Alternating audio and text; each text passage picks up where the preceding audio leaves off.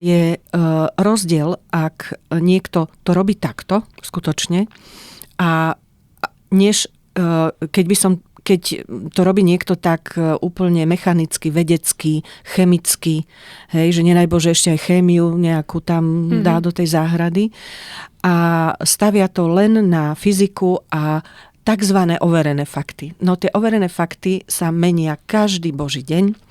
Hej, proti nám, čo boli mnohí ešte pred 10 rokmi, keď som toto začala rozprávať, tak dosť už otvorene.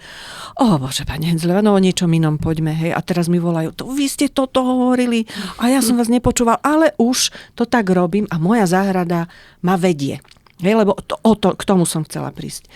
Že keď sa necháme viesť tým našim pozemkom, každý má svoju individuálnu štruktúru, zloženie, umiestnenie, vetry, smer pôsobenia slnka a tak ďalej a navrhuješ záhrady. Vieš, že čo všetko, koľko detailov je tam dôležitých a že každá je iná.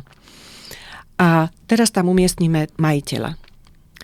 Ak ten majiteľ len trošku otvorí svoje srdce, hej, a len trošku uverí tomu, že možno mi tie rastliny aj povedia, kde ich posadiť a kedy ich ostrihať, alebo kedy s nimi nič nerobiť. Hej. Nemusí o astrológii vedieť vôbec nič o fázach mesiaca a o duchovnom pôsobení rastlín, tak, lebo to je naša prirodzenosť, tak to bude vedieť.